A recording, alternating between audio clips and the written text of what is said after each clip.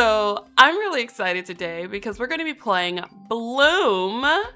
This is an indie game that is developed by Nightlight, and as you can tell from the screen, we can play as a black heroine. It's kind of giving the vibes of a chill, slice of life Cafe Enchanté. Everything I wanted from Cafe Enchanté before they dumped all the trauma and angst on me. So I'm excited to play a cozy cafe dating sim that doesn't try to traumatize me. The description of the game says, new responsibilities, budding romance. Astra Vale has been asked to take charge in making improvements to Café Bloom. Problem is, she can't quite decide who to ask for help. Her ice-cold coworker, the charming local artist, her best friend, or the mysterious new regular. The game is still in development, but 2 of the love interests are available right now. Albion, that's the guy with the purple hair in the back, and Felix, the ebony king up front. All right, guys, well, let's do it. Let's dive into Bloom. Let's go. Oh my gosh. Okay, before we dive in, look at this. The pointer is one of those espresso like scoops. That is so freaking cute. All right, guys, let's do it. Let's dive in. Let's start Bloom. Okay. Thank you, come again. We are so cute, look at us. With our little puffs and our curly wavy hair. Like, Astra's adorable. They should always let us play as black heroines. I don't know why we haven't normalized that yet. The bell at the door jingles as the customer leaves the cafe. I sigh, once more enveloped in peaceful quiet. Sunset seeps in through the window, bathing the room in soft pink light. A light breeze gently blows the curtains around. With no other customers around, I reach for a cloth to start cleaning the cafe bar. Back and forth, I move the cloth across the counter. Something about the motion combined with the serene atmosphere is soothing. The only sounds are the sweet chirping of the birds and the distant rush of water through the street's canals. Astra, do you have a moment? My body jerks, so startled by the sudden voice that I freeze mid-wipe. Seems like working in silence for hours has lulled me into a false sense of security. Behind me stands Sylvia, smiling knowingly. Oh, they are cute. I love their hair. I'm not usually a fan of green hair, but it looks good on them. You do that on purpose, don't you? Sylvia's smile doesn't change, her face as placating as ever. Certainly not. Why would I want to scare you? Why wouldn't you? That's what I'd like to know. Sylvia doesn't respond. Instead, she rounds the counter where I've been cleaning and settles into one of the chairs lining the bar. I'd like your opinion on something important. Her tone is calm, but there is a seriousness in her eyes. I straighten a little, curious. With Hallis's popularity increasing, I've been thinking of ways to revitalize the cafe. If we want Bloom to thrive, we can't just keep doing the same thing forever. I've lived long enough to know that it doesn't work. How old are you then? In other words, I'm looking to spice things up. Spice things up? I want you to help me make some changes around here to help boost our patronage. Really? That sounds like fun. I'd love to help. Look at our blush. We're so cute. Oh, I love you, sis. What kinds of changes are we making? Well, I have a few ideas, though I was hoping you could help me decide. Me? But, I mean, I've barely been here a full year. Should I really have a say in this? Of course, I trust you. Besides, who better to help improve our little cafe than its #1 fan? Aww. My cheeks grow red with embarrassment, though what Sylvia says is accurate. However, underneath that embarrassment lies a tentative excitement. All right then, what are you thinking? I've narrowed it down to 2 possibilities. Option 1, we focus on the menu. Not that there's anything wrong with the one we have now, but it could certainly use a refresh. I figure doing something seasonal might give customers a reason to come back over and over again. Option 2, we really hone in on the community aspect of Café Bloom. We become a place that not only serves good coffee and food, but a place that creates a space for local artists and creatives to gather. Okay, love it. What do you think? If I'm being honest with myself, it sounds fantastic. Having the opportunity to work on a project like this, knowing that Sophia trusts me to do it, it's the opportunity of my dreams. Can I really do this? To anyone else, this might seem like a simple request, but for me, this is a step forward in my career, a chance to further earn a place at Café Bloom. Though it's small and simple, I love it with every ounce of my being. In a short amount of time, Café Bloom has become special to me. Every day is fun as I spend my days learning how to make coffee, interacting with customers, and working beside Sylvia and Albion, who, despite what one of them might say, are some of my closest friends. Aw, this is so wholesome and sweet. Seems like I've made up my mind already. I'd love to help. Great, I didn't have a backup plan if you were to say no. I suppose I could have asked Albion, but... yeah. Sylvia and I share a knowing smile. Good thing I said yes then. Yes, everything fell into place perfectly. I don't think we have to rush, but I thought it might be nice if we could choose which plan to execute by next week. No problem. I'll do my best to consider each option thoroughly. I already put together a budget to pay for anything we might need, so no need to worry about that. Just don't work yourself too hard. I know what you're like. I think I can manage that. Then we have ourselves a deal. Sylvia reaches her right hand out to me from over the bar. My left hand mirrors hers, sealing the deal. What an exciting way to start spring. Aww. Oh, Prologue, Chapter 1. Okay. Is this our room? It's cute. I like the soft wood. Warm sunlight filters through the nearby window, the bright rays forcing me to finally get out of bed to confront the day ahead. I sit up and reach my arms up, which sends a pleasant shiver down my spine. For a moment, everything is calm as I let myself slowly adjust to being awake. The conversation I had with Sylvia is slowly coming back into focus, and the weight of what I've been asked to do is starting to sink in. I lean forward to rest my elbows on my thighs with my hands laced together on my lap, thinking. Drawing in more customers? All of the options Sylvia gave me sound great. How am I supposed to pick just one? If I'm going to choose, then I have to make sure I consider each idea carefully. I've got a week to decide. I wonder if Sylvia told Albion already. He works at the cafe too. Maybe I could ask him if he has any ideas. Albion has been working at Café Bloom for a little longer than me, and while he is amazing at making coffee, his social skills are some of the worst I've ever seen. Still, it's worth asking for his opinion. At the very least, I'm not going to make any decisions just sitting around in bed. Ooh. Astra, you awake? Oh, who is this? Guess that's my cue. I'm up. I'll be out in a minute. You'd better be. Don't let my hard work go to waste. Okay, 1 minute, I promise. 1, not counting. 2. What am I, a child?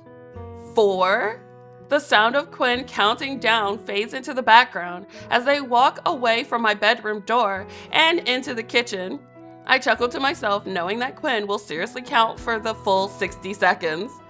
You know, that's how you know they're besties, because only besties are like that.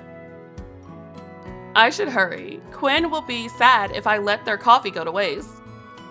Recently, Qwynn asked for help in learning how to make coffee, though I'm not quite sure why, seeing as they don't seem to like it very much. In the beginning, the results were disastrous.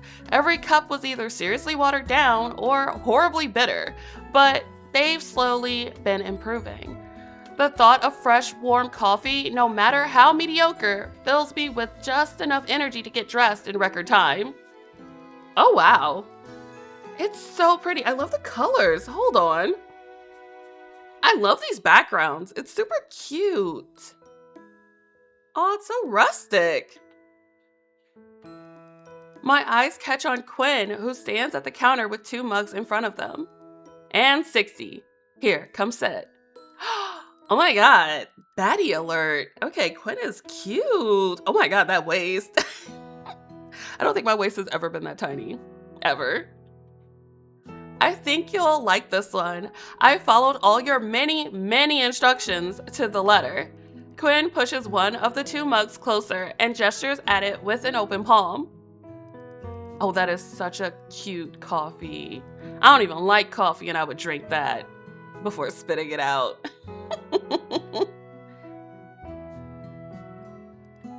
Hey, don't fall asleep. You have work soon. The tap of Qwynn's pointed nails against the countertop beckoned me back to the present. Right, coffee, work, no sleeping. I focus on the drink before me, taking a deep breath to really hone in on the scent of the coffee.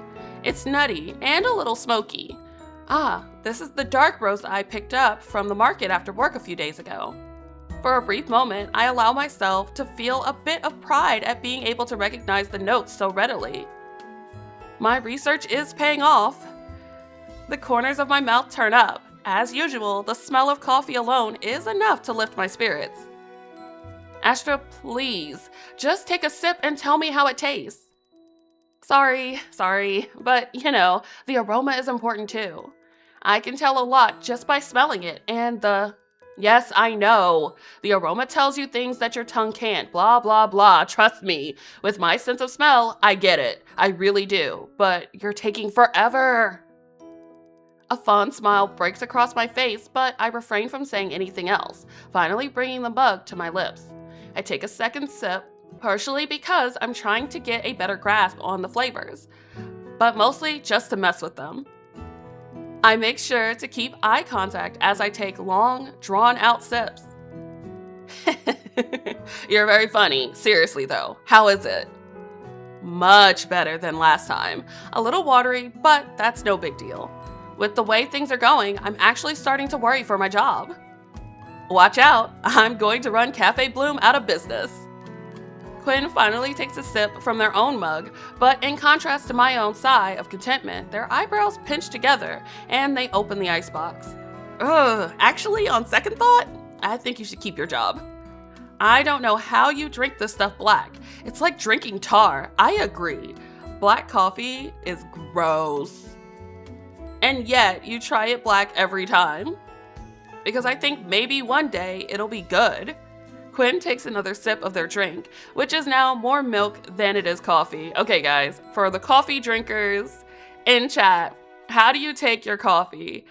What's your favorite cafe drink? For me, it's a chai, a vanilla chai latte with whole milk. Oh, and a little cinnamon on top. Bro, that hits. Much better.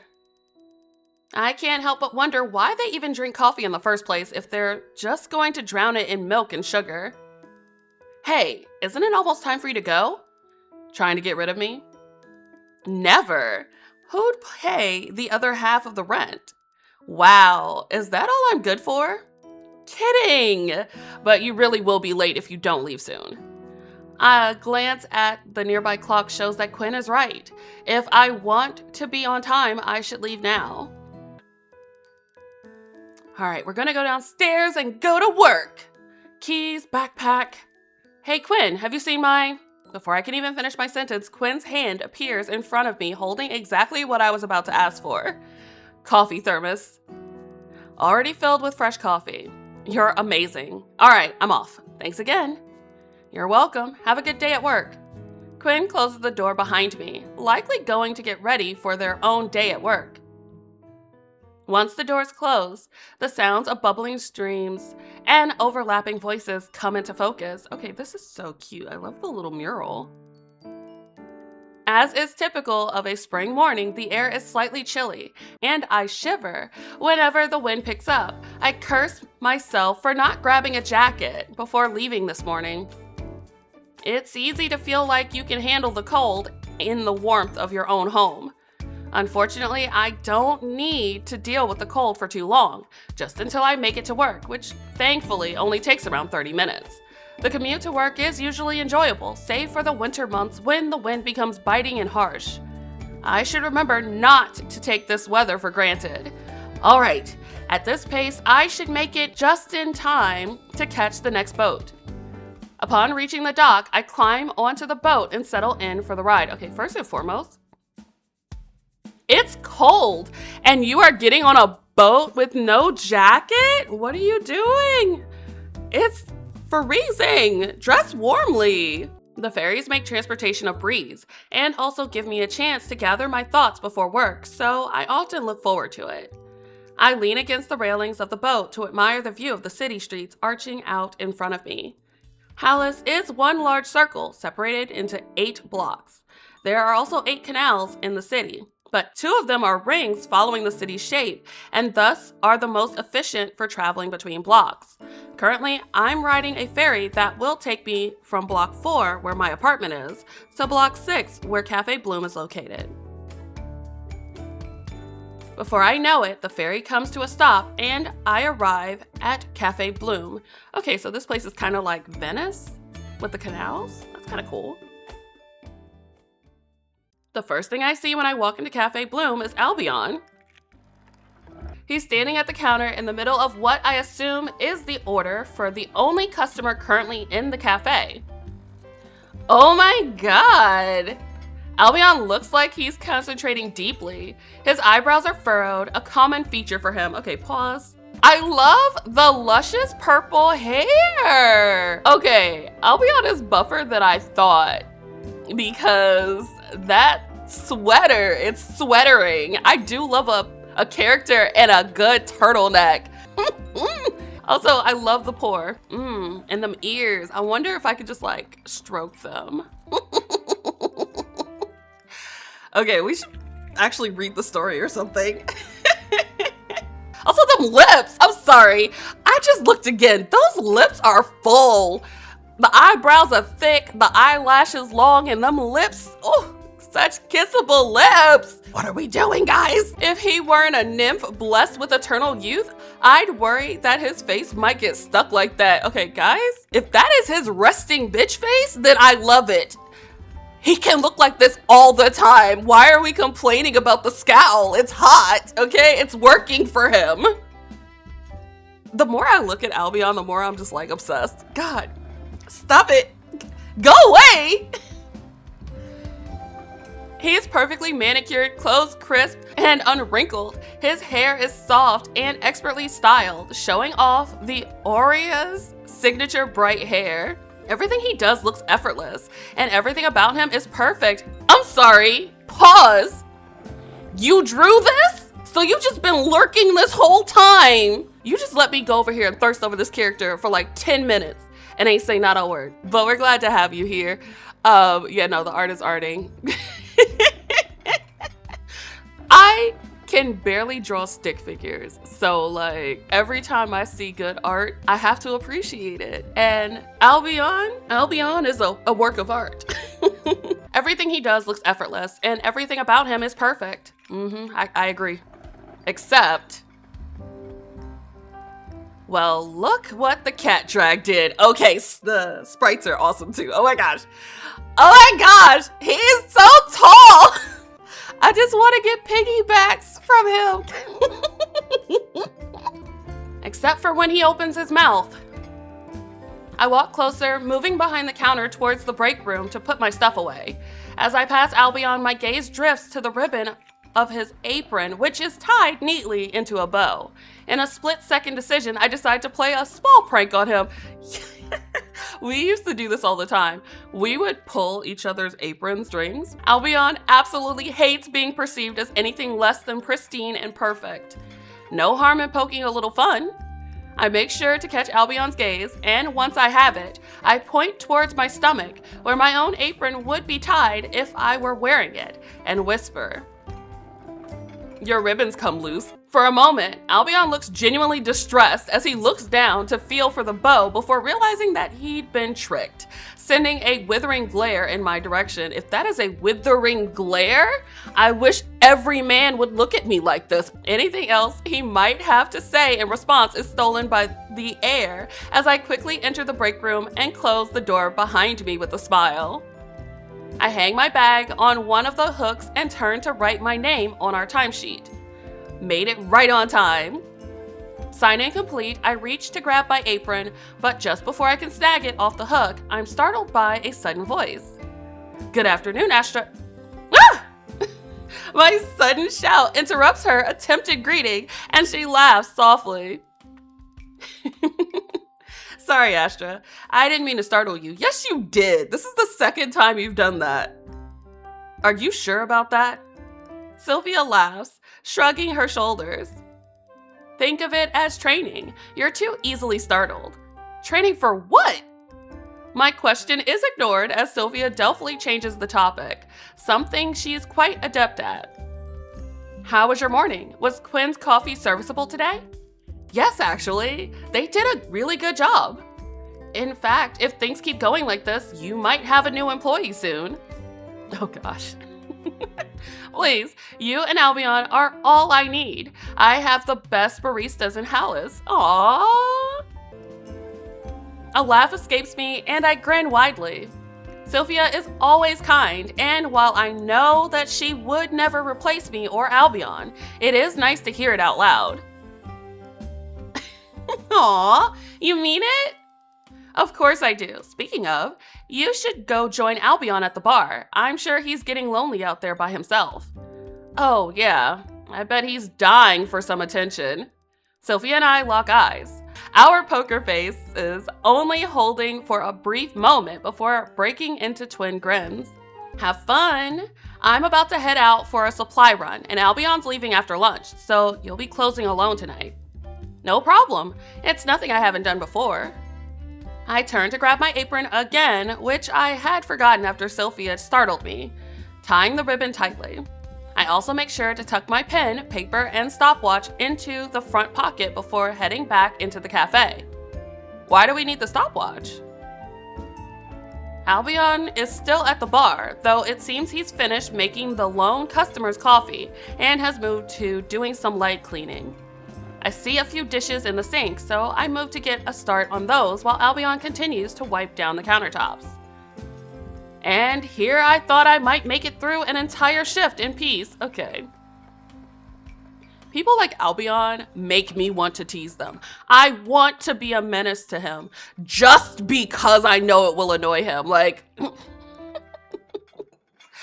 I am a troll, okay? I will bug the hell out of you. Don't tempt me. Peace is overrated. Agreed. You would say that. Behind me, I hear the bell and the sound of Albion welcoming in the next customer. I make it to the sink and pull on a pair of bright pink gloves to begin my work on the dishes that piled up before I arrived.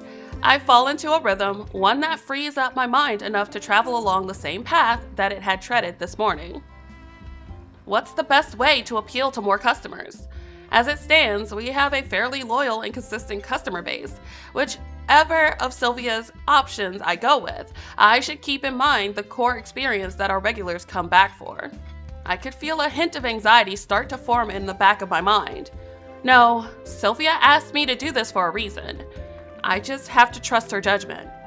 Eventually, the dishes in the sink start to disappear, but I continue to be lost in thought. Astra? Astra? Hey, Astra! I feel a sharp pain on my cheek. Ow! You pinched me! I called your name 3 times. There's no more customers and all the dishes are done. What else was I supposed to do? Throw a cup at me or something? I don't know, maybe tap me on the shoulder, snap your fingers or something, you know, like a normal person would. I must not be a normal person because I would throw a cup at you. Or like one of the stirs. I just start throwing stirs at the person. I cross cross my soapy gloved hands over my chest, making a face which lets Albion know of my disapproval. So, what's up? Albion stares at me for a few seconds like he's reconsidering this entire interaction before his face screws up and he lets out a loud sigh. What's wrong? Huh? Is that concern? It's not that I didn't hear him, but rather that Albion rarely asks anyone anything. He isn't really interested in the lives of other people outside of what he is required to know about them for work. At least that's what I thought. You were spacing out, just staring at an empty sink. It was starting to get annoying. Huh? Albion's permanent scowl grows more intense, if that's even possible. The strain of asking me what's wrong clearly short-circuiting his brain. Why is he like this? They see me trolling. I'm waiting. I can't. Remulex. That's freaking hilarious. Despite my efforts to stay strong, his expression makes me smile, clearing away any annoyance I previously had. Why are you smiling like that? 'Cause you're cute. No reason. Thanks for checking on me. Huh? I wasn't. Yes, you were. Yeah, whatever. Thanks anyways. Albion clicks his tongue, turning away from me. I'm going back to work. Oh, he's a son! Albion starts to walk towards the seating area, first reaching into a cabinet to grab more cleaning supplies. Wait, I actually wanted to talk to you about something. He pauses, not yet turning around. He doesn't say anything, but from his stillness, I can assume he's listening.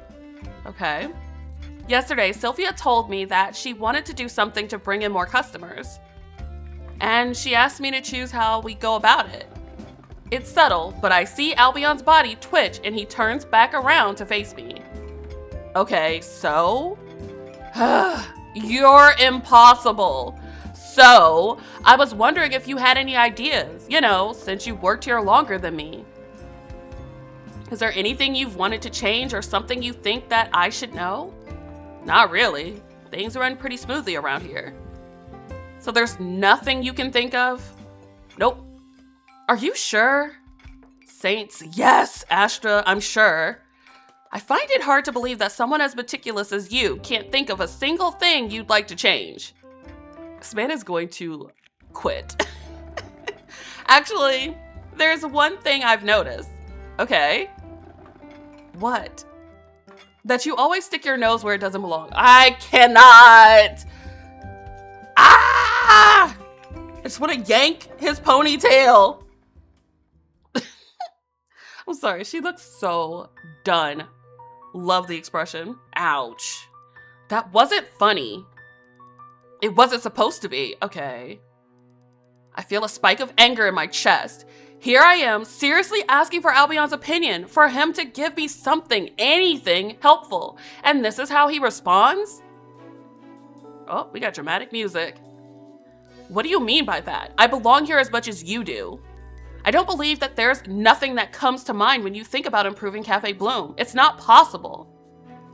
Well, consider it possible. Go pester somebody else with your questions. I fear me and this man are going to fight. There's nobody else I could ask, Albion. We're the only ones here. Astra, please, enough. I gave you my answer already. For a brief moment, Albion looks shocked at himself, but it doesn't last long before he's back to his usual scowl. What? Nothing. Never mind. Fine, forget I asked. I'll figure it out on my own. I don't know what I expected. Bro! He's pretty, but I could not. Yeah, he's so mean. The next few hours are spent in tense silence, only broken when either me or Albion are forced to interact to serve customers. When Albion finally leaves, he does so without even saying goodbye. I would have threw my shoe at him. The rest of my shift passes by uneventfully until sooner or later it's time to close up. I head into the break room to hang up my apron and sign out before leaving for the day. I lock the doors behind me before making sure to tug on them, double checking that they're locked properly. All right, time to go. I think there's time to stop by the market on the way. I deserve a little pick-me-up after this morning. It is just about time to stock up the apartment anyways. Plus, I want to buy Qwynn a treat in return for the coffee this morning. Aww. Conveniently, my favorite market street is located in Block 5, the perfect bridge between my apartment and the cafe. As a result, I end up going there quite often. I walk slowly, enjoying the fact that I don't need to rush, taking the time to go through the list of things I need to buy. The sounds of voices grow louder and more concentrated as I walk, leading me right to the center of the market. I spot a few familiar vendors, but as usual, there are plenty of merchants and traders that I've never seen before who must have traveled from outside the city to be here. Though, one thing stands out to me, or rather, a person. Oh my goodness! Ebony King? Who is this? Sorry guys, I was here for Albion, but the locks is locking, the little jumpsuit, the paint, an artist, I fear. Also, luscious lips, beautiful ebony skin. Daddy, come home. Over by one of the storefronts, a man is crouched on the ground, painting on the front windows of a flower shop. Intrigued, I walk closer to try and get a better look at what he's working on. It's beautiful. No, sis, you meant to say he's beautiful. It's an easy mistake to make. They're just simple flowers, but the colors and details are so lifelike that it looks like someone captured real flowers and pasted them onto the window. I move even closer, and before I know it, I'm crouching next to the painter himself. I glance over at him thinking that I should ask him about his work, but he hasn't realized that I'm here at all. The first thing I notice is that his overalls are absolutely covered in paint. And judgy much? Oh my gosh, we got a close-up shot on that face? Guys, we're being spoiled. When he finally turns to look at me, I find myself looking into the richest, deepest eyes I've ever seen. Oh my goodness. Make it stop. These men are distracting. The color found in the center of a sunflower. Guys. Caught red-handed. Oh my god, he's so cute. I love the paint everywhere. I just want to like wipe it off his face. Are we having a staring contest? Because if that's the case, you gotta tell me first. Otherwise, it's not fair. Oh my god, I fear this one might be a himbo. The man grins wickedly, and I realize that I had definitely been staring, and not just at the painting. Listen, I would stare too. Okay, I'm ready now. 3, 2, 1, go.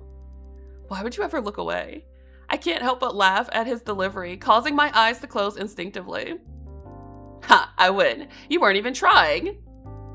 I wasn't ready. One more time, come on.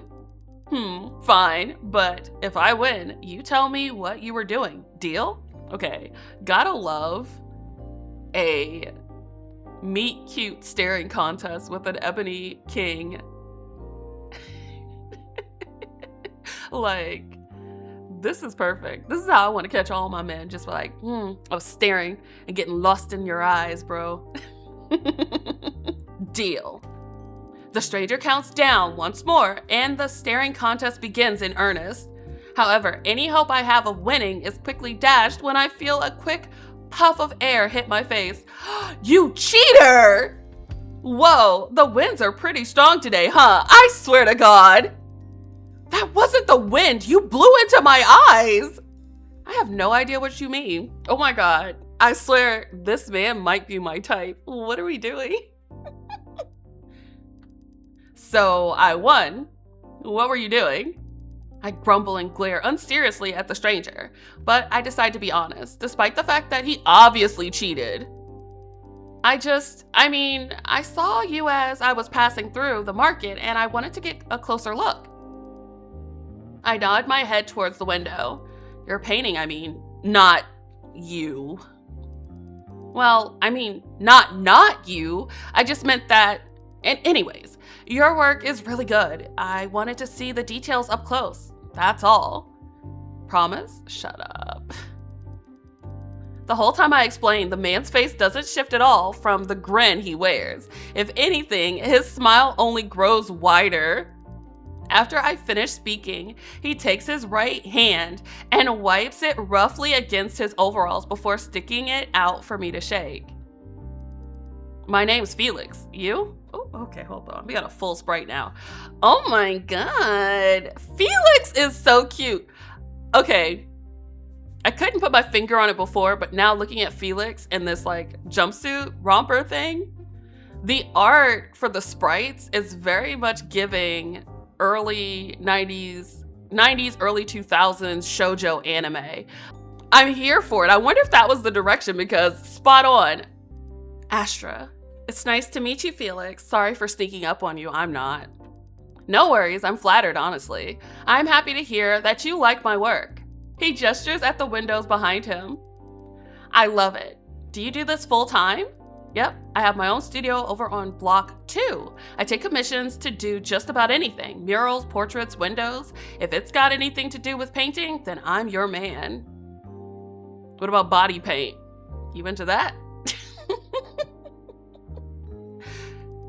I'm not sorry.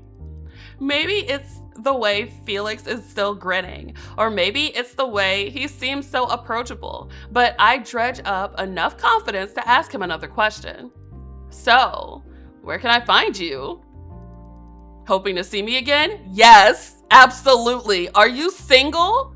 Do you live alone? How do you feel about girls who make the first move? Is that a crime? I don't know. It depends. Are you gonna follow me around watching me work all the time? Oh, he's blushing! Oh my god, look at his blush! This is insane! It was an accident. No, it wasn't. Felix laughs heartily. Oh my god, I bet he has like a deep, like, resonant laugh too. Okay, I won't tease you anymore. Here, I'll give you my card. It's in here somewhere. Felix begins patting himself down and digging through the various pockets of his overalls to find the card. Aha! Here you go. I also sell paintings at different markets. You should keep an eye out. Thanks. No problem. Well, I better get back to work. Gotta wrap this up before I lose the light, you know. Maybe I'll see you around, yeah? Yeah, see you around. Felix, huh? I look at the card in my hands. Something to consider. All right, back to running errands. The rest of my time at the market passes uneventfully, and after an hour or so, I'm weighed down by various bags of produce, meat, and a special jar of honey for Qwynn. Aww! Within the next few minutes, I flag down a carriage headed to block 4, and soon enough, I'm back at my apartment. The apartment is quiet when I walk in, meaning that Qwynn must not be home yet. They are probably staying late again. As the owner of their own boutique, Qwynn makes their own schedule and often stays late, either making sure everything is running smoothly or just talking with customers and coworkers. I'm sorry. Qwynn is a business owner? Why have we not locked that down? Girl, we're slipping. Guess I'll make us some dinner. Qwynn should be home by then. With that thought, I start preparing to make dinner, and by dinner, I actually mean breakfast, since that's Qwynn's favorite meal. Ooh, breakfast for dinner. I'm hoping to show Qwynn how much I appreciate their serious interest in making coffee, especially because I can't think of any other reason for them to do so other than to make me happy. Qwynn has a way with making people feel truly loved. Trying to one-up Qwynn in that respect is an impossible game, but making breakfast for dinner feels like a good start. After thinking about it for a few minutes, I settle on making something simple that still uses the sweetest ingredients I bought. Honey pancakes it is. Ooh. I fall into a comfortable rhythm, finding myself lost in the motion of whisking and flipping 6 perfect pancakes. 3 for me and 3 for Qwynn. Or maybe 2 for me, 4 for Qwynn. They can eat much more than I can. Yeah, let's go with that. As I cook, I use the time to reflect on my day, knowing that when Qwynn comes home, they'll want to hear everything. It's a sort of tradition that whenever we have dinner together, Qwynn and I will take turns telling each other about our days. It didn't happen today, but I should tell Qwynn about Sylvia's proposal. I didn't get the chance last night. But thinking about the cafe inevitably makes me think of Albion. Why? The way he brushed me off was hurtful, but he was angry too. It's our first choice, guys. They're both interesting choices. I feel like there's more to Albion than meets the eye, but like he is just giving angry energy, and I don't have patience for people like that, no matter how hot they are. All right, let's see. We got the poll results. 91% of the votes were for not worth it. It's not worth worrying about. Bye. I'll have to talk to him sooner or later, so I suppose there's no use thinking about it too hard. As I reflect, I watch the last pancake cook on the stove until it browns enough for me to flip it over. The door swings open and Qwynn walks into the apartment. Yes, I love March from Fields of Mystria, but he's a fun tease. Albion hit below the belt. Like, I understand you don't want to talk to me, but like, you didn't have to be mean about it. I say this knowing full well that March was 100% mean to me. But we got Qwynn on screen, so who cares about Albion right now? Oh wow, it smells amazing in here, Astra.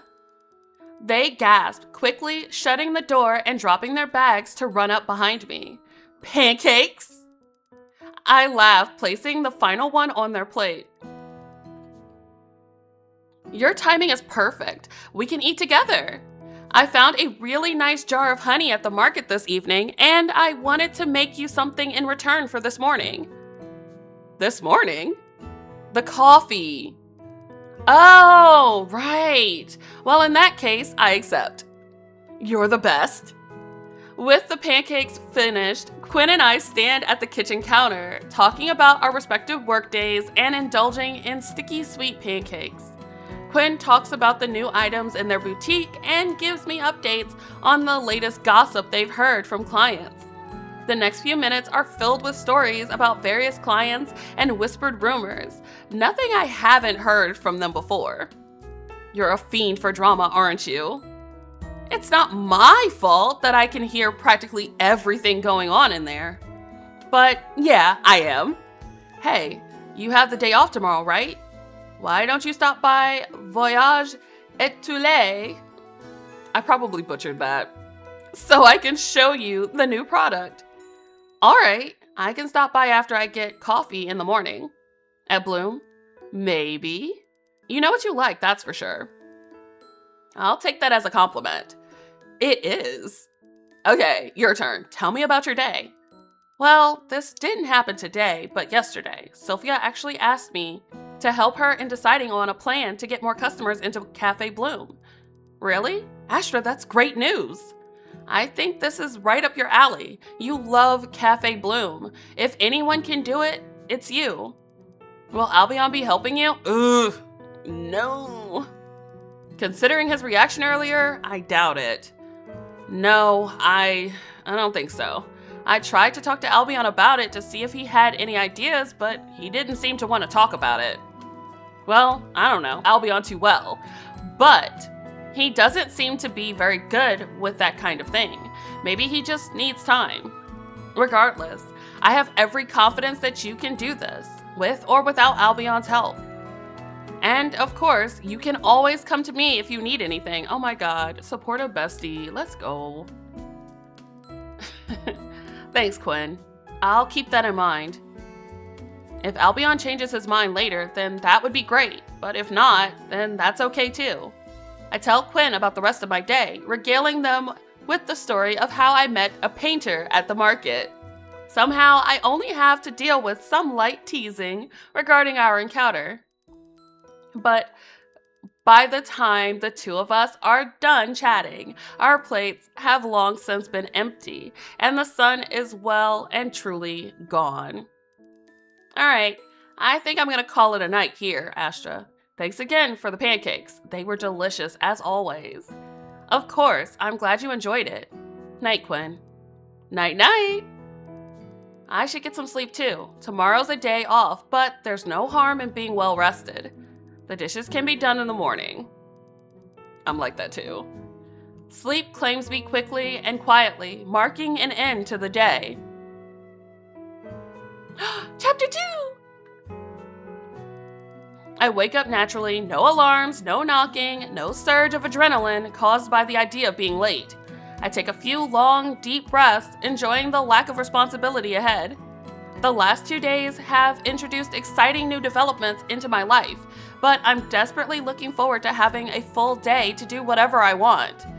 It's still fairly early, only 7 a.m. according to the clock next to me. Plenty of time for what I have in mind. But first, a quick stop at Café Bloom for coffee.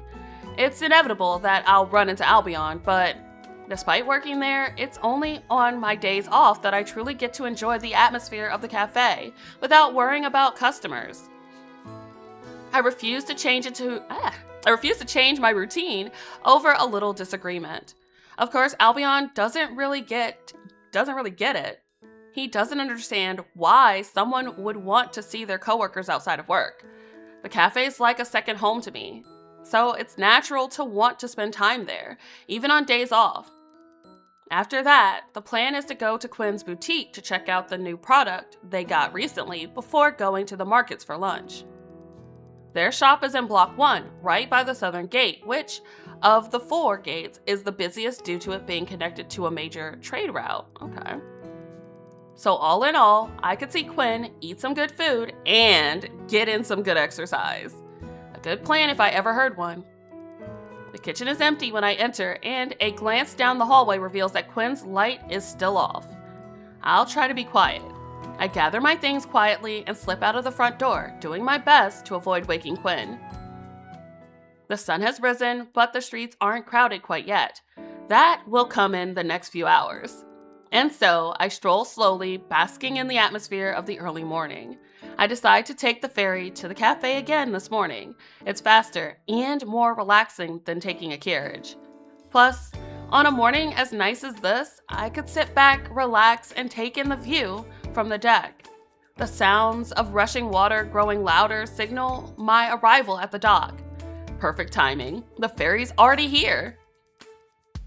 The ferry looks to be about halfway full, leaving plenty of open seating. It only takes a few moments for me to settle into a seat near the railings. To my right, I hear excited chatter coming from a group of young teenagers. I heard my friend say she caught a glimpse of Saint Celian the other day.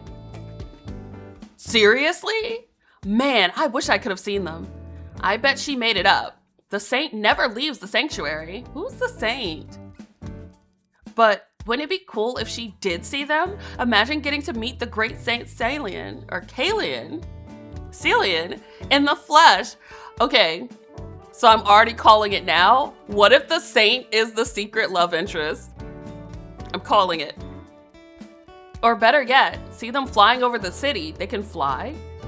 Apparently other city saints make appearances all the time. Lucky. They continue gossiping about other various sightings related to the saint, but nothing they say is new information. There's a constant stream of rumors regarding Saint Celian, but at the end of the day, no one has really seen them with their own eyes. It's always my friend said, or I heard from so-and-so that each of the integrative cities has a dragon. A dragon? The saint is a dragon? Wait a minute. Each of the integrative cities has a dragon saint who lives among them, but our saint, the water saint, hasn't been spotted since the city's founding, well over 100 years ago. I'm sorry.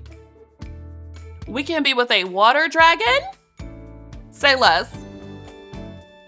I won't lie and say I'm not curious myself, but whatever reason the saint has for keeping to themselves is their own. Though not an all-powerful being, I feel wrong to spread rumors about the saint, considering it's their power that keeps Hallis's waters clean and safe. The ferry rocks slightly as it comes to a stop, jolting me from my train of thought. Quickly, I stand up to disembark before making my way to Café Bloom. When I reach the cafe, Sylvia is standing outside unfolding chairs and setting them up on the patio for the day. After a moment, she spots my approach, pausing her work to call out a greeting. Oh, good morning, Astra. Good morning. What, no sneak attack today? No, I'm not working. I just wanted some coffee. No, you're right. I just came for some coffee. Well, you came to the right place. Go on in. I need to finish setting up out here. But Albion's inside. He can help you out. No. All right. The bell rings when I enter and Albion looks up from what he's doing. The furrow of his brow becomes more obvious once he sees who it is. Morning. Am I the first customer today? Well, we did just open. Okay. It is 8 in the morning and he's already starting. Sir. Right. Tension hangs in the air, filling it up like a balloon. I know I should say something, if anything, just to get rid of this horrible atmosphere. But I have no idea what I should say. Maybe sorry? Why would we apologize? Yeah, sorry for what though? We didn't do anything. Maybe I can just pretend nothing happened? I don't have time to think about it too much more as the bell rings again and Sylvia comes striding in, dusting her hands off. One thing to note about Sylvia, she's a master of reading the room. What is this? No, it's nothing. All right then. Astra, did you order yet? No, not yet. Sophia's eyes flick over to Albion. Well, we can't have that. What can I get for you today? Do you want your usual or something else? I love that she immediately was just like, I'll handle this. Go somewhere else. The usual is fine. Thanks, Sophia. No problem. Sophia walks away, moving further behind the counter, leaving me alone with Albion again. I guess it's up to me to start up a conversation. Unless I want to sit in awkward silence for the next few minutes. I would not break the silence. I'm not saying anything. You started this. You need to apologize. So what's up? No, apologize. Apologize right now. I'm sorry. I need to hear those words. Are you kidding me? How long did it take you to come up with that one? This man is going to be the death of me. Are you kidding me, sir? We're gonna fight. Less time than it took you to come up with nothing. Albion doesn't respond to that, but he does appear less tense. Falling back into our usual ribbing seems to alleviate some of the anxiety gnawing at us. How's your morning going? As well as it could be. I'm not sure if that's good or bad. It's neutral. Neutral? Yes. Right. Okay then, I guess it's my turn. 4. Now you ask me, how was your morning? You know, you act just like a little kid sometimes. Is he smiling? I hate it here. I'm throwing my shoe. I'm older than you. I'm older than him? Doesn't feel like it. I lean my head into my left hand. You jealous? Albion raises an eyebrow. Jealous of you? Saints no. He takes everything so seriously. It's nice to be able to joke with him. The sounds of the coffee maker come to a stop and Sylvia makes her way back towards the bar with a mug in hand. Soon, my usual is placed in front of me. A hot and steaming cortado, equal parts espresso and milk, and the perfect way to kickstart my day. I love the little heart for the steam, it's cute. Thanks, Sylvia. You're quite welcome. I reach for the cup, ready to take my first sip when a plate slides into my periphery. I look up to find Albion avoiding eye contact with me. Still avoiding my gaze, he speaks up. Breakfast, my cheek. Oh my god, is he blushing? Maybe I was a bit hasty in my rage. Oh, he's just an awkward bean.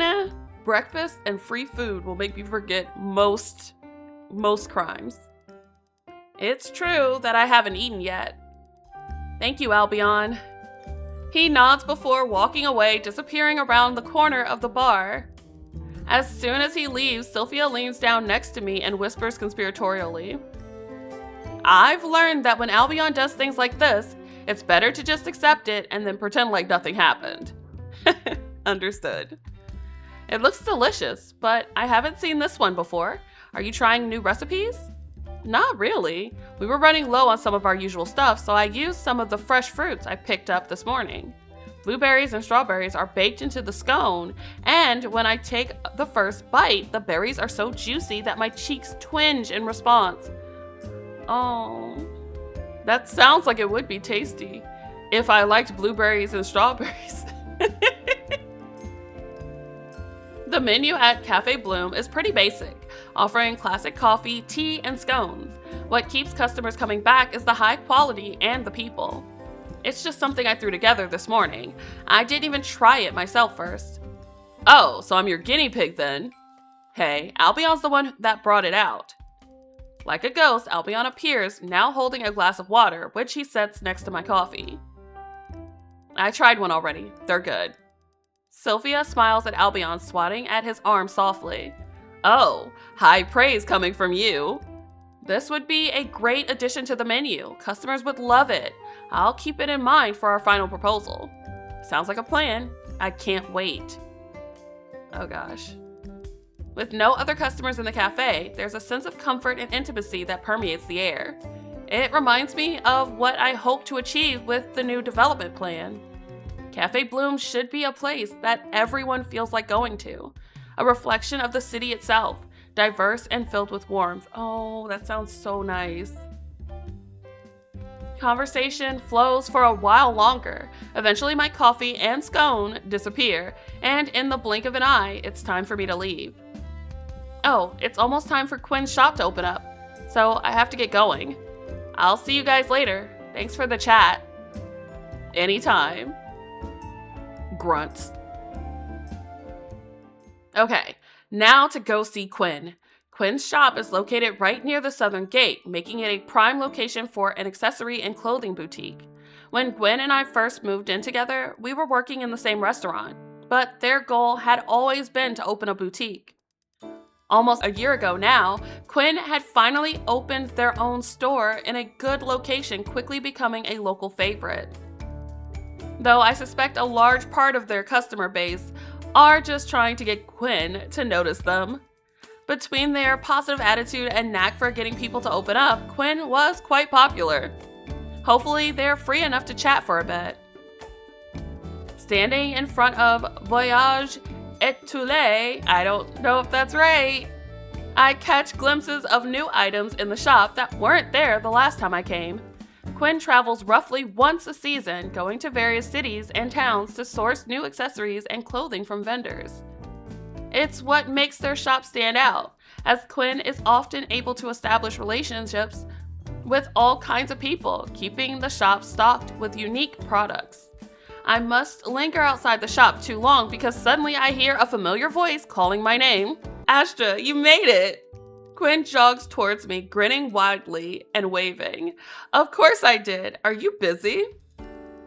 For my best friend? Never. Come on, I have so much cool stuff to show you.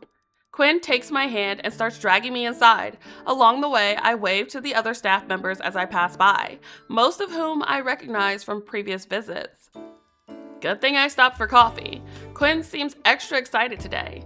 They must have gathered some really interesting items this time. Inside of the shop is busy, but not so much that it's difficult to move around in. Still holding my hand tightly, Qwynn pulls me around, pointing excitedly at all the new items. They come to a stop in front of a display. On it are a variety of jewelry pieces, all constructed from shining pearls, glass, and shells. Ooh. You remember that trick I took to Cholet last month, right? Well, I was lucky enough to be there while mermaids were visiting the city. I'm sorry, there are mermaids in this world? How rare! Can we see one? Right, I found out that they occasionally come up to the surface to trade things along the shore. I had no idea. So then, these are? All handcrafted pieces made from deep sea pearls and colored glass. I've never seen anything like these before. So, what did you trade for it? That's the best part. They love regular everyday items that we use on the surface, like forks and dishes. Plus, once I mentioned that I sell my finds, a few of them gave me extra pieces. All of them seem really interested in surface culture. Oh, that's so cool. That's why they do trades, since it's not like we use the same currency. We get to learn about their culture and they get to learn about ours. It's a win-win. Okay, I really love this cultural exchange. This is a very nice way to integrate world building without making it feel clunky. It's just a part of this character and their experience. Love this. This pattern continues for the next hour. I get pulled along to a new display. Here, Qwynn's travel stories repeat. Once we reach the last display, Qwynn lets go of my hand. And done. Until I find some more stuff, of course. When's your next trip? I'm not sure yet. There's some things I want to sort out here before I make any final decisions. What about where? Have you decided that? Wherever the wind takes me. Maybe I'll go see one of the dwarven settlements. They're constantly coming up with new stuff, so I'm sure I'll see something inspiring if I go there. The dwarves, huh? They do make the best tools. In fact, most of the ones we use at Bloom were made by dwarves. The dwarves do have their own settlement underneath Hallis, but it's much smaller than the ones that are built into the mountains. It's hard to even imagine the scale of that. You'll definitely find some cool stuff there. I'm glad you see my vision. We stand in the shop for a while longer chatting. At some point, some of Qwynn's employees join the conversation. When the sun hits its peak, I take that as my cue to start heading out. I'm about to say my goodbyes, hoping to get to the Block 1 market in time for lunch when Qwynn grabs my hand one last time. Ah, wait. I set aside one of the pearl bracelets for you. It's yours, if you want it. Yes! Yes, please! Okay, I'll go get it. Oh my gosh, thank you! Qwynn moves into the back to grab the bracelet and then comes back to stand in front of me again. They hold the bracelet out in the palm of their hand. Oh, that is so pretty! It's rainbow colored. One of the mermaids, Qwynn, told me that in their culture, wearing pearls is believed to help you overcome hardships. You're working on that proposal for Sylvia, right? Yes, but... Anyways, I thought this might help. Before I can say anything, Qwynn slides the bracelets over my wrist, tapping it with a sense of finality once they're done. Always so thoughtful. Hey, seriously, thank you. You're always bringing me back gifts from your travels. These are probably courting gifts. Are we being courted by a were-person? Don't worry about it too much. No, we are definitely being courted. Are you kidding me? Huh? Miss what? Don't me. You want to catch the lunchtime food stalls, don't you? If you leave now, you can get there before everything sells out. Right, I almost forgot. See you later. See you at home. After I leave Qwynn's shop, I decide to walk around the rest of Block 1, which has more shops than the other blocks. The main road is lined with market stalls, taking advantage of the increase in tourists that the city experiences every weekend. I could wander here for hours. With so many different races from both inside and outside of Hallis, the selection at the markets is limitless. With my mind set on finding lunch, I simply follow the smells of food to find where vendors have set up shop for the afternoon. I end up in a cluster of stalls selling various local specialties from nearby villages. Lines are already starting to form, so I quickly scan the area, though it's hard to really see anything. I stand on my tiptoes, attempting to see over the crowds to get an idea of what looks the tastiest when a hand on my shoulder makes me jump. Oh my god, please be Felix. Ah, Saints, what? Whoa, sorry. Didn't think I'd scare you like that. They reach out and grab me by the shoulder, steadying me. You okay? Yeah, I'm okay. When I look up from my feet, I find myself face to face with none other than Felix! Ah, it's Felix! Well, this feels familiar. Shut up. He takes a step back. Although I guess it's more my fault this time. You here for lunch? Yes, actually. What about you? The same. Well, sort of. I'm actually here selling some paintings. But I was getting hungry, so here I am. My studio is getting a bit cluttered, so I'm selling a bunch of paintings to make some room. Really? I'd love to see more of your work. Sure, I can show you after we get something to eat. Oh my god, it's a date! Actually, I happen to know where to get the best grilled salmon. How about I take you there? Oh my god, he is perfect. The best, you say? That's some high praise. It's the truth. Come on, I'll show you. Only if you want to, of course. I don't want to ruin your plans. I wasn't really planning on anything in particular, if I'm being honest. I don't see why not. Not to mention that this could be the perfect chance to get to know Felix better. Sure, lead the way. Great, then follow me. Felix weaves through the crowd with a sense of familiarity. He moves around people with ease, while also occasionally glancing back at me with a smile to make sure that I'm keeping up. It doesn't take long to reach Felix's destination. There I see a werefox making some final adjustments to his stall. He looks up as we approach and smiles in recognition when he spots Felix. Well, well, well, if it isn't my favorite customer, oh my gosh!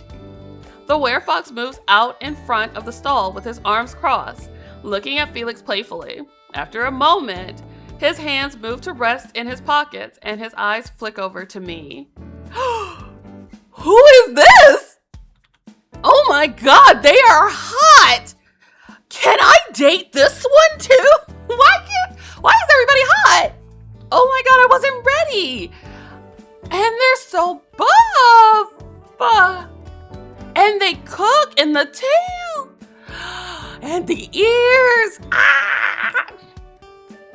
Put your hands up. You are arrested for being horny. You're going to horny jail. Listen, I live in horny jail, but this is cruel and unusual punishment. Why would you show me the sprite of a hottie that I can't date? Are you kidding me right now? I want him. Who is this? Who are you? What is your name? This is Astra. She was looking for a good place to eat, so... Wow, free advertising. Thanks, man. The werefox's attention then shifts fully over to me, and I get the feeling that I'm being scrutinized.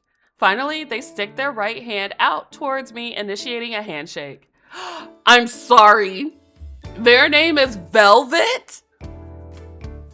Y'all knew what you were doing. Like, this man is smooth as velvet. Let's go. I can't.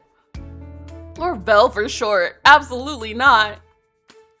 Felix doesn't usually meet up with people when it's not related to work, so forgive me for being shocked. Whoa. Hey, I hang out with people outside of work. Oh yeah? Who? And don't say me. I don't count. That's not fair. Point proven. Velvet takes his attention off of Felix, shifting his focus back to me, while pointing back at Felix with his thumb and rolling his eyes. Felix makes a wounded noise. Careful, Fox. She might want to eat you up. Exactly. I would swallow him whole. Wait. I just realized how that sounded. So anyways, Astra, I assume you were promised some food? Yeah, Felix told me you make the best grilled salmon. I sure like to think so. Give me some time to get everything going, and then you can see for yourself. Keep Felix company in the meantime, yeah? Velvet walks back towards the stall again, patting me on the shoulder as he walks away. They seem nice, a little overfamiliar maybe, but nice. Felix glances over at me, looking only mildly put out. I need you to know that I totally hang out with other people. Though, I suppose Vel is the only one I consider a real friend. Sure, I believe you. It's true! The both of us dissolve into laughter, the scene resembling something very familiar that happened just the day before. It feels natural to be around Felix, like we've known each other for much longer rather than a single day. Could I consider us friends after just a day? I consider him my man after a day. Yeah, definitely. Well, you could add me to that list. Suddenly, the easy atmosphere that has been building up between us vanishes, and Felix's grin falters for a split second. Oh no, was that a bad choice? Yeah, I guess I can. Though he technically agreed, there's a look at Felix's eyes that gives him away. I don't have too much time to think about it as Velvet approaches holding a bowl in each hand. Oh no. Dang, I don't think he likes me anymore. Here you go, freshly caught salmon, grilled and served over rice. Be careful though, it's still hot. That much is obvious. Steam curls off the bowl as Velvet hands it to me carefully, making sure I don't burn my fingers. It looks amazing, thank you. No sweat, enjoy. Inside, the salmon is artfully sliced and laid neatly over rice, covered in a thin glaze of something that smells faintly sweet. Felix starts eating the moment the bowl is placed in his hands, but I take a moment to appreciate the freshly cooked meal and let it cool down. Once I deem it cool enough, I take my first bite. Despite its unassuming appearance, the flavors are beautifully balanced. The fish is tender and breaks apart easily. Pair that with the glaze and it practically melts in my mouth. It isn't too sweet either, as the rice absorbs any extra glaze, mellowing out the flavors. It sounds amazing. How comforting. I turn my head to Felix, but he's no longer sitting next to me, although I don't have to search very hard to find him. Standing next to Velvet, Felix's bright clothes are easy to spot. I can see them speaking, but I'm not quite close enough to hear exactly what it is that they're talking about. Felix catches me looking over at them and turns back to Velvet, saying something that I can't make out before he walks back over towards me, plopping back down in his seat. Well, Felix, you were right. I think this is the best grilled salmon I've ever had. It's exactly what I needed. Felix smiles and leans closer to me, lowering his voice. Right? They may not look it, but Vel is one of the most hardworking people I know. He spent a lot of time perfecting his recipes. He really wanted to make it feel like an authentic home-cooked meal from his hometown, so it took some time. From behind his stall, Velvet lifts his head up, ears swiveling in our direction. He makes a face and points towards the top of his head, clearly indicating that he can hear us. Seriously, they still heard that? Tell me about it. My roommate is a werefolk too, and nothing escapes their senses. How am I supposed to spill his secrets now? Back at the stall, Velvet shakes their head in resignation before going back to work. At this point, the smell of Velvet's cooking has started attracting enough people to start forming a line. Now that they're fully set up, it's clear that Velvet's food is really quite popular. I finish up the rest of my meal with a satisfied exhale, and since Felix has already finished, it seems like we're about ready to leave. Felix stands up and looks down at me. Well, I should head back to my own stand now. You still coming? Yeah, of course. Just give me a moment to pay Velvet first. Felix makes a face and sighs loudly. No need, they said it was their treat. I believe their exact words were, tell your new friend that her lunch is on the house. In exchange, let's hang out again. What? When did that happen? After I finished eating. Huh? Well, alright. You don't have to hang out with him though, if you don't want to. It's not like he's gonna force you. I'm not against it. In fact, I'm a little curious too. If you say so, is he jealous? Let's get going. As we turn to leave, I catch Velvet's eye as they're dealing with customers and wave. His hands are busy, but he winks with a smile before getting right back to work. Okay, can we date Velvet? Because I like them. Together we wander back towards where Felix had set his things up. Once we arrive, Felix immediately starts to pull out his covered paintings, setting them out properly once more. Looking around, Felix's stall shows a wide range of paintings in various sizes and subjects, although most of these are of different flowers. I mean, look at the sunflowers on the shirt. I wonder, did he make the shirt himself or did he buy it? Because he seems to really like flowers. Whenever I find my studio getting a little too cluttered, I come here and sell some of them off at a discount. I can't imagine what your studio looks like if this is just the clutter. You don't want to know. It's a madhouse in there. So you like flowers? Yeah, just a little bit. For some reason, Felix's voice gets quieter, different from the louder, more excited way that he usually speaks. Oh, he's blushing so hard. Is he embarrassed? Sure, just a little bit then. I find myself painting them more than anything else. He says he'd paint anything if I asked, but there's a clear bias here. Each of the paintings are beautiful in their own right, and just like the ones I'd seen yesterday, they feel full of life. Felix, these are amazing. When I look at them, it almost feels like you've captured a moment in time. Thanks. I enjoy painting flowers the most when they're in full bloom. But it's difficult.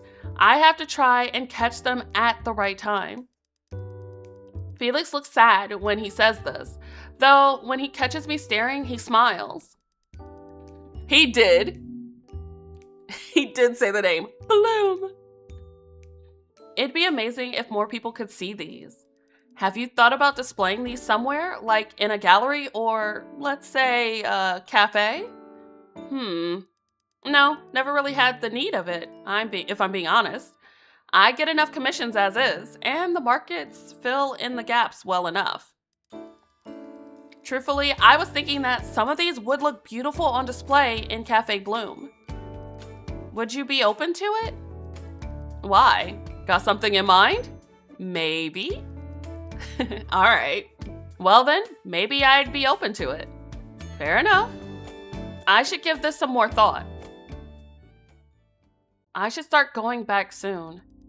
I've got to start heading home, but thanks for letting me see your work. No problem. I'm always happy to show off. If you need me for any projects in the future, well, you have my card. Right. If I need any paintings, then I'll reach out to you first. Felix grins at that, sounding genuinely interested in hearing from me. Aww. I don't want to go home yet. I want to spend more time with Felix. Bye, Astra. Get home safe, okay? I will. See you around. Yeah, see you around. I want him back. Aww. The door to my apartment shuts quietly behind me. Though I wasn't out for the full day, I can still feel a satisfying exhaustion settling into my bones. I still have a handful of hours before I have to worry about dinner. Guess I could get some chores done. May as well keep going while I have the motivation. Qwynn and I tend to keep the apartment pretty neat. Whenever one of us has the time, we try to do a little cleaning. It ends up working well, but if one of us does ever need help, we would just ask. I spend the next couple of hours cleaning. It's soothing and something I actually enjoy doing. I could never. It feels good to be doing something with my time instead of relaxing. Girl, no! Weekends are for sleeping! What can I say? I like to be busy. Couldn't be me. The front door clicks open as I'm finishing up the last of the chores, and Qwynn steps into the kitchen, exhaling loudly. Home sweet home. Welcome back. Qwynn sets their bags down and walks up to me. Need some help? I'm pretty much done already. Thanks, though. How was the rest of your day? Busy? Just a bit, but it was a good kind of busy. You won't find me complaining about good business. Glad to hear it. Have you had dinner yet? I brought back some food if you're hungry. Oh my god, best roommate ever. Let's go! My stomach growls loudly in response. I'd gotten so absorbed in cleaning that I didn't realize how late it'd gotten. I'll take that as a no, here, while it's still warm. Qwynn places a portion of food in front of me. It looks like a creamy mushroom soup, which just so happens to be one of my favorites. Oh my gosh, okay, we are 100% being courted by Qwynn. Qwynn gives us gifts every time they go somewhere, and they keep bringing us our favorite meals. Guys, I think we have an alpha. Are you psychic? Not psychic, you're just predictable. I don't think I'm that obvious. Thanks, though. You're welcome. I dig into the food that Qwynn brought while the two of us alternate between eating and talking. What did you do after you left the shop? Did you make it to lunch? I did, actually. I ran into Felix, and he took me to a friend of his who happened to be a chef. And saints, their food was delicious. Qwynn raises an eyebrow in confusion. Felix, who's that? Ah, right. Remember how I went to the markets after work yesterday? Felix is the painter that I ran into. Ah, yes, the handsome and mysterious painter. I don't think I said all that. I might be embellishing. Qwynn puts a hand to their chin and smirks subtly. I don't like that look. What are you thinking? It's nothing. Just deciding if I should tease you now or later. Oh my god. Besties right here. You're right. Let's go with later. I need more information. So, you ran into him again today. How was that? Good, I think. He seems like a fun guy. I'm hoping we can hang out more. In fact, I think you'd like him a lot. I feel like you guys might get along. No, they are love rivals. They are going to be at each other's throats. Well, they do say you can never have too many friends. Who's they? Me, obviously. Right. The rest of the night continues like this. We eat, talk, and laugh until eventually it's time for both of us to turn in. The exhaustion of the day's events seeps into my bones. I feel content and let that feeling deliver me swiftly into the land of dreams. That's the end of the prologue! I wonder whose route we got on. Okay. 5 days later, Sophia pulls me aside to ask for updates about the development plan. Astra, do you have a moment? Sophia sits at the bar facing me. The cafe is empty outside of Sophia and myself, so her question isn't really necessary, but I answer it anyway. Of course. About what we discussed. It's time to make your choice. I want to hear what you think. My heart skips a beat. This feels important, like the kind of choice that will shape not just the cafe, but the people tied to it. As it was before, the first option is to focus on our menu, add seasonal treats, new items, new coffees, something to keep customers excited every time they visit. That sounds very Albion. He is always meticulously creating coffee blends. The second option is to turn the cafe into a more of a community space. We could host events, bring in local artists, create something alive and ever-changing. Local artists, maybe someone like Felix. My heart quickens, 2 choices, each carrying its own weight. I glance back at Sophia, who watches me with quiet patience. So, Astra, which vision speaks to you? Okay, guys, this is the ultimate choice. Our choice will determine which route we go with. All right, so that was Bloom. That was the prologue of Bloom. We are at the ultimate choice where we determine which route we end up on. As far as the prologue goes, I love that we got to spend equal time with each of the guys. And I really got a sense of who they are and how I feel about them. Albion is hot, but that personality needs some work, and I don't know how I feel about putting in the work for that. Felix is perfect, right out the box. Like, no complaints. Felix is definitely the guy I would jump on if I ran into him on the street. And I do love me an Ebony King with a soft artist spirit. So my vote is for Felix, but we'll see. Also, we did get to spend time with Qwynn, our bestie and roomie, who I also think is courting us, but maybe I'm just reading into subtext here. But this is a fun prologue. We are totally gonna play this again.